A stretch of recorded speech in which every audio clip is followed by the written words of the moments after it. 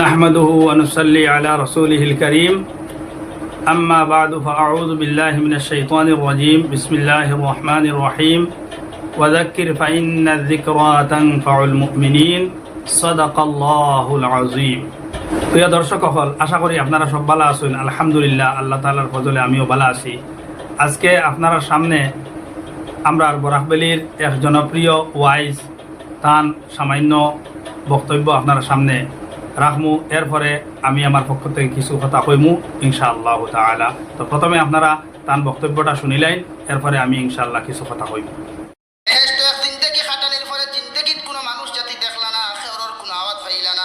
শুধুমাত্র হযরতে জিবরাইল আলাইহিস সালাম সময় মতো ওহী লইয়া আইতা, সময় মতো খানিও হলইয়া হযরতে আদম আলাইহিস সালাতু ওয়াস সালামের কাছে সাক্ষাৎ করা যাইতা। দ্বিতীয় কোন মানুষ জাতিরে বাবা আদম আলাইহিস সালামে দেখলা না। হাওয়া আলাইহিস সালাতু ওয়াস সালামের সৃষ্টি করার লগে লগে যখন দেখলা, আল্লাহ রাব্বুল আলামিন কইলো, আদম এই বেটির দিকে যদি তাকাও, এই বেটিরে যদি তুমি টাচ করতে হয়, কথাবার্তা করতে হয়, তাহলে আগে সেই বেটিরে তোমার জন্য শাদী করা ফরজে আইন। আদম আলাইহিস সালাম কইলো, গো আল্লাহ, জীবনের সাথী কি জিনিস আমার জিন্দেগিতে আমি শুনলাম না, আর এই বেটিরে পিউজ করতে টাচ করতে যদি সাথী জিনিস লাগে আমার আগে কেন শিক্ষা দিলাই না?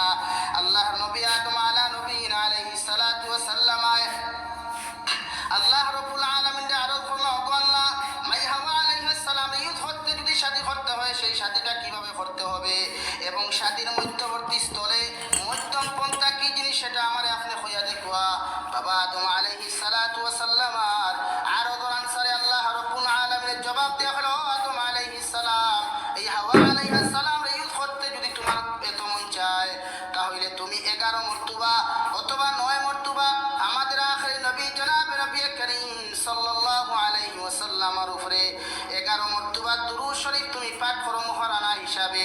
আর রহমতের ফেরেশতা দুইজনকে মধ্যবর্তী স্থান খানো সাক্ষী রাখিয়া মাই হাওয়া আলাইহিস সালাম রে তুমি শাদী করা লাগবো।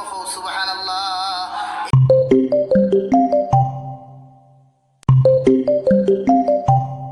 আলহামদুলিল্লাহ, অনেক সুন্দর কণ্ঠ। বরাকবেলির জনপ্রিয় ওয়াইজ জনাব জাবির হোসেন সাহেবর এই আলোচনা আপনারা শুনতে পারছেন। তান আলোচনার মধ্যে কইছেন যে হযরত আদম আলাইহিস সালাতু ওয়াস সালামের শাদী যখন হয়, তখন মোহর যখন নির্ধারিত করা হইল, আল্লাহ তাআলার পক্ষ থেকে হুকুম হইল যে হে আদম, তুমি সর্বশ্রেষ্ঠ আখিরি নবী হযরত মুহাম্মদ মুস্তাফা সাল্লাল্লাহু আলাইহি ওয়াসাল্লামের উপরে 9 বার অথবা 11 বার দুরূদ শরীফ পড়ো। আমার এই জনাব জাবির হোসেন সাহেব এই কথা কইছেন, কিন্তু কিতাবগুলোর মধ্যে এটার কোনো বর্ণনা নাই।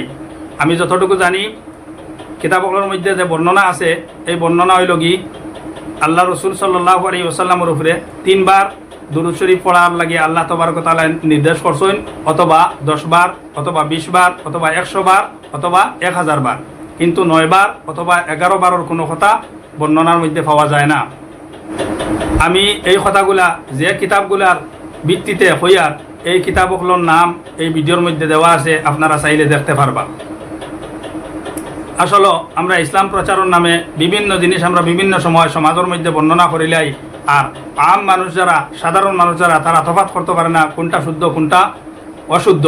এই কারণে এই জাতীয় ঘটনা বর্ণনা করার থেকে আমরা বিরত থাকার চেষ্টা করতাম। আল্লাহ তাআলা আমরা প্রত্যেকরে সেই শুদ্ধ পথে চলার তৌফিক দান করুক, আল্লাহুম্মা আমিন। সবাই আমার এই জানাবে তার বক্তব্যের মধ্যে কইছেন হযরত আদম আলাইহিস সালাতু ওয়াস সালামের শাদী হযরত হাওয়া আলাইহিস সালামের সঙ্গে যখন আল্লাহ তাআলা দিয়া দিছেন, তখন 2 জন ফেরেশতা, রহমতের ফেরেশতা সাক্ষী হিসাবে আসলা, আর তার মোহর আসলো।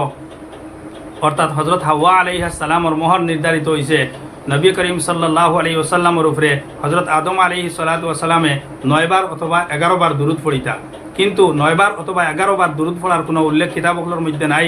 যে কিতাবগুলোর কথা আমি ভিডিওর মধ্যে উল্লেখ করছি অথবা যেগুলোর নাম আমি দিয়া দিছি, যদিও এগুলো আরবি কিতাব, কিন্তু বাংলাতে আমি লিখে দিছি আমরা সুবিধার লাগিয়া, সাধারণ মানুষের সুবিধার লাগিয়া, যে এই নামগুলা পড়িতে পারতা, সুন্দর করে বুঝতে পারতা, এই কারণে আমি বাংলাতে নামগুলা লিখে দিছি।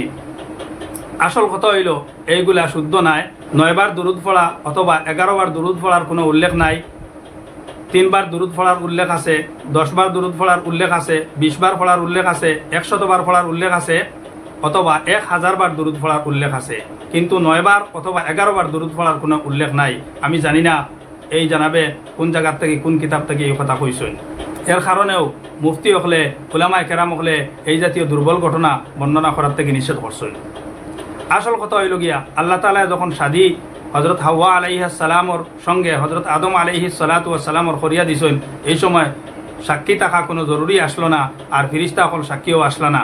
যখন আমরার নবী হজরত মুহাম্মদ মুস্তাফা সাল্লাল্লাহু আলাইহি ওয়াসাল্লামর শাদী হজরত জয়নব বিনতে জাহাশ রাদিয়াল্লাহু তাআলা আনহার সঙ্গে হইছে, তখন এই শাদী আল্লাহ তাআলার পক্ষ থেকে আসমানের মধ্যে হইছে আর জমিনের মধ্যে শাদী কার্যকরী হইছে। এই শাদীর মধ্যে কোনো মোহর নির্ধারিত করা হইছে না, এই শাদীর মধ্যে কোনো সাক্ষী নির্ধারিত করা হইছে না। অর্থাৎ সাক্ষী ছাড়া, মোহর ছাড়া আল্লাহ তবারক ওয়া তাআলা আসমানের মধ্যে এই শাদীর ফয়সালা করছেন। আর জমিনের মধ্যে নবী করিম সাল্লাল্লাহু আলাইহি ওয়াসাল্লামে হজরত জয়নব বিনতে জাহাশ রাদিয়াল্লাহু তাআলা আনহারে শাদী করছেন। এই শাদী কার্যকরী হইছে, শাদীর বন্ধন সম্পূর্ণ হইছে। এর কারণে যে কোনো সময় আমরা উম্মতকলর লাগি জেলা শাদীর লাগিয়া মোহর নির্ধারিত করা, উম্মতকলর লাগি জেলা শাদীর লাগি 2 জন সাক্ষী রাখা জরুরি, এইরকম সব সময় না। নবী করিম সাল্লাল্লাহু আলাইহি ওয়াসাল্লামের লাগি বিশেষ করে সাক্ষী ছাড়া আর মোহর নির্ধারণ করা ছাড়া আল্লাহ তাআলা এই শাদীরে সম্পূর্ণ করছেন। ঠিক তদ্রূপ হতে পারে হজরত আদম আলাইহিস সালাতু ওয়াস সালামর শাদী হজরত হাওয়া আলাইহিস সালামর সঙ্গে আল্লাহ তাআলা সাক্ষী ছাড়া, মোহর ছাড়া নির্ধারিত করছই। এই বর্ণনাগুলা অত্যন্ত দুর্বল, এইগুলা সমাজের মধ্যে ইসলামের নামে প্রচার করা ঠিক নাই। আল্লাহ তাআলা আমরা সবরে সঠিক পথ এবং সঠিক বুঝ দান করুক। আল্লাহুম্মা আমিন। সবাই সুস্থ থাকুন, ভালো থাকুন। আল্লাহ হাফিজ।